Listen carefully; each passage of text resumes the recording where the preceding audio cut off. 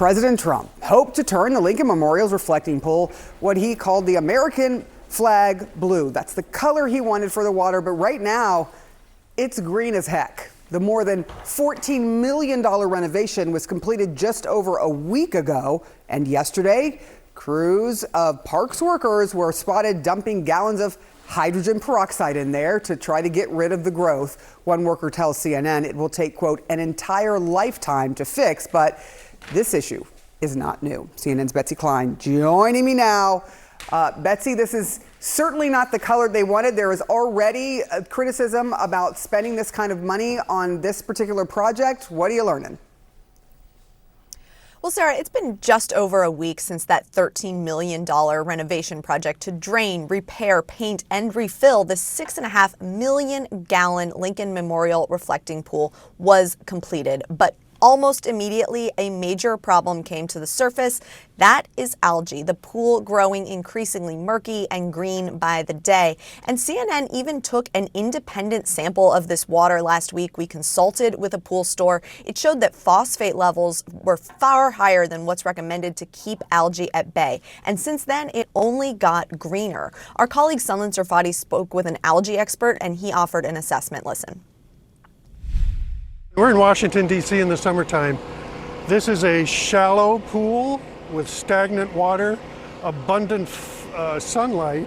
That it creates a situation where opportunistic algae can really take advantage of the situation. If there's already some phosphate fertilizer in the water, that's really opportunistic, especially for the blue-green algae that can fix nitrogen. So they are having a field day out here, probably.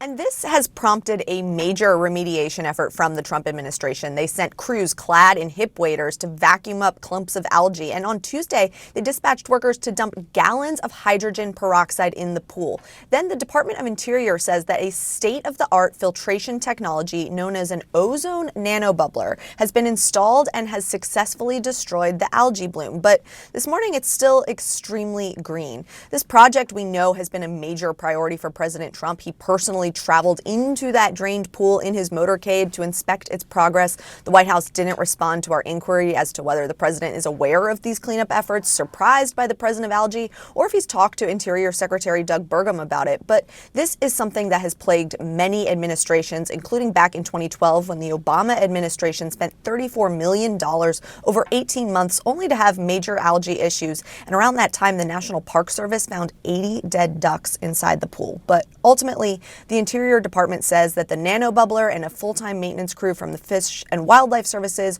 are going to make these fixes more permanent. I think you talk to people who live in D.C. and they will say that it was just overrun with algae and it was green and disgusting. I'm using swimming pool material. It's going to be blue, beautiful blue, which is what they always wanted. The renovation getting mixed reviews from visitors. It looks exactly the same, so I'm really unclear what exactly was done. I never seen the water like this. I was able to see the bottom all the time. I was excited to see it, but I mean, it just looks swampy. It just looks swampy, yeah. Jonah Goldberg. I was saying during the commercial about how the drain the swamp metaphor. Yeah, so the metaphor just leaps out at you. It kind of reminds me of one of my favorite Onion headlines, at least one that's safe for family TV. Was world's largest iceberg hit by metaphor. The way this administration sets itself up to not be able to talk about affordability is just kind of stunning. The ballroom, this thing, the UFC fight, whether you loved it or hated it, whatever, it's just they get stuck in this messaging that just isn't about the stuff that Republicans want them to talk about. Can I just say something that I am baffled by, which is we are right now having the World Cup. I have covered World Cups in other countries. Like, this is a gimme for this administration. If you want to actually show goodwill and being a good host and being a global partner, like, why isn't he at the matches? Why isn't he doing something with that? I mean, to me, there's just like so many cell phones, to use a little bit of football speak, I agree with you. This is just one of many.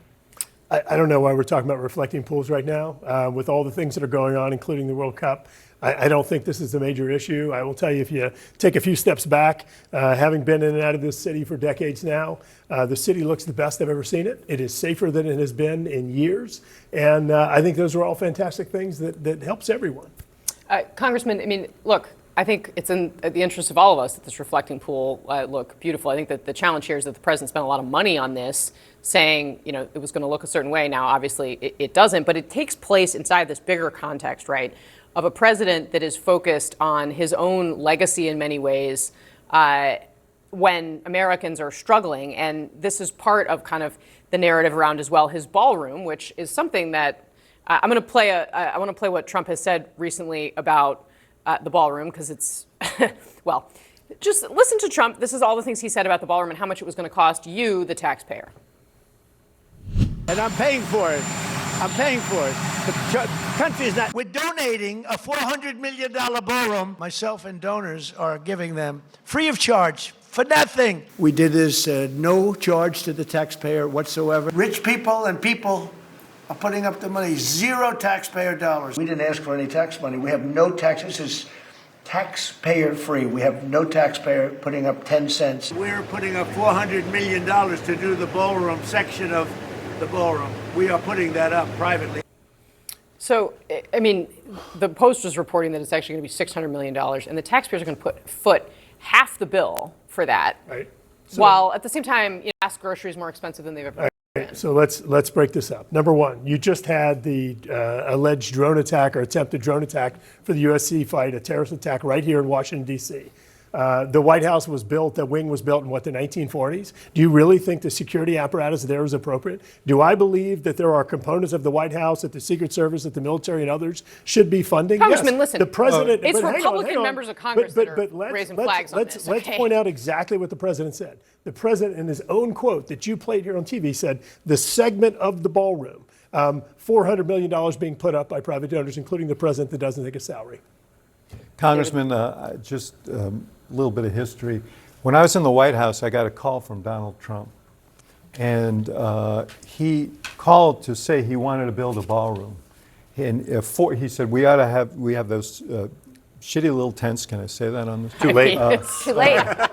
Roll that back. Donald Trump is president, so that ship has sailed. We're like, you know, the F word. Where you have the state dinners, he said, you need a ballroom. Let me build a modular ballroom for you. You could take it apart and put it together, and so on. He never raised security. He never raised security when he started talking about building a ballroom. He is obsessed with building a ballroom. This just became a convenient way to divert public money into the project because it became much more expensive, and he couldn't extort enough from the donors to pay for it. And look, this whole all of these issues have to do with what he tells us and what actually happens. And there is usually a pretty big gap between what he promises, relative to these kinds of things, and what he delivers. So it becomes a pattern that makes people very cynical and very jaded. The president's not taking a salary. They're going to put up hundreds of millions of dollars in private funds to pay for a ballroom.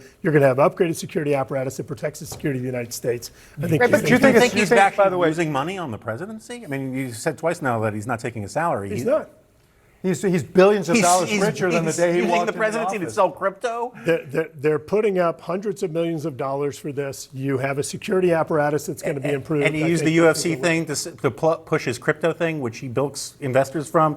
His family has made billions of dollars off of the presidency, and so he has a talking point that he doesn't taking a salary. Wait, I'm it's sorry, not like he's taking a vow of poverty. You talking about Hunter Biden? What are we talking about?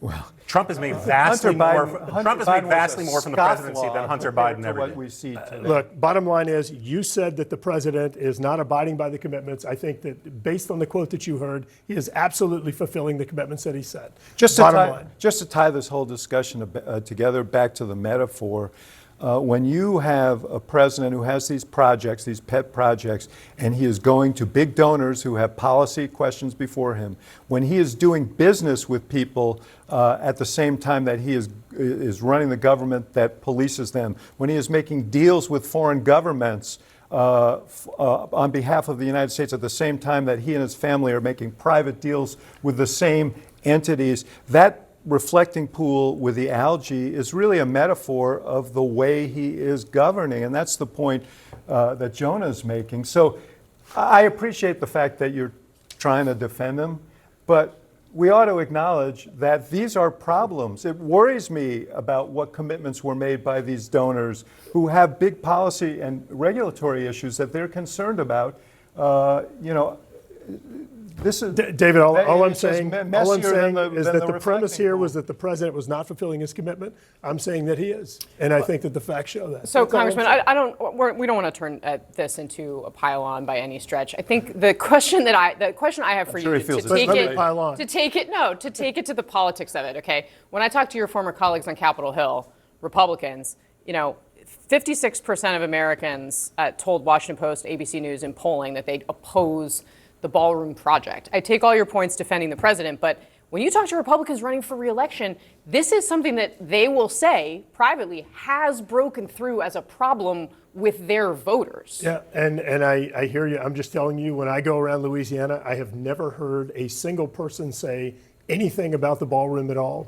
Number one. Number two, I think it's important for us to understand the security conditions, to understand what, as we know, there's actually a bunker, under the ballroom. I think there's security implications. There certainly as well. are security implications, yes, for sure.